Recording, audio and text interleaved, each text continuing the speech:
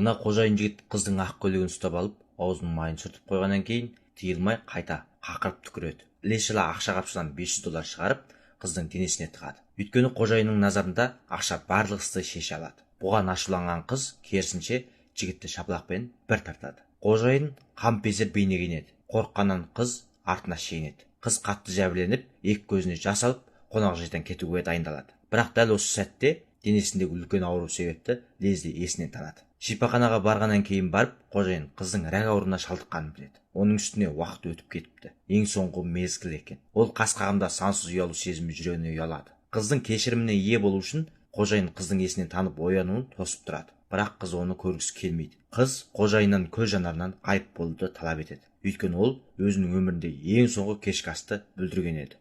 Қыздың көңіл күйінің тебіреніп тағы да науқасқа шалдығуынан қорқып, қожайын амалсыз абайлап кетіп қалады.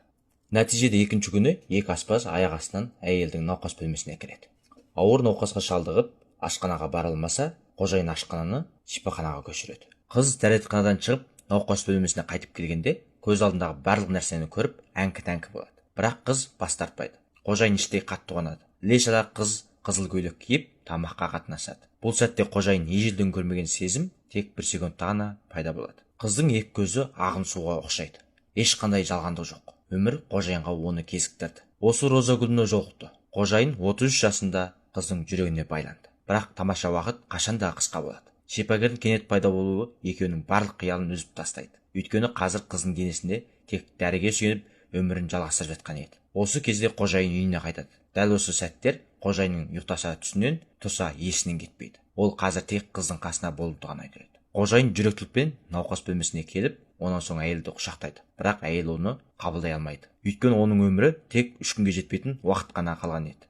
Қожайын шипахана меңгерушінің таныстығына қарағанда, Парижда емдеуге болатын мүмкіндік бар екенін естиді. Олардағы емдеу жабдықтары қыздың өмірін құтқаруы мүмкін, бірақ аз болмаған ақша қажет екенін айтады. Мұны естіген қожайын қатты қуанады. Өйткені азырақ болса да, орай мүмкіндік қой. Неше 10 күн өткеннен кейін бір бейтаныс дыбыс қыздың жанында пайда болады. Осы кезде қыз қазір өзінің тірі ме әлде ұжымаққа келгенін білмейді. Қасында қожайынның қуаныштан жылағанын көргенде ғана өзінің аман қалғанын біледі. Махаббат бәрінен асып түседі, әрі барлығын әсерлендіреді. Мейлі қандай түрдегі махаббат болсын, бәрі де махаббат. Кино көретін достар, өздеріңізге ақысыз жаңа деталды алып келдім. Ішінде неше жүздеген кино сериалдар бар. Және балаларға арналған картон, мультфильмдер салынған. Сонымен бірге қазақша сабақтар салынған. Ең бастысы барлығы ақысыз. Деталды алмақ болсаңыз, мені қосып жекелікке бір санын жолдаңыз.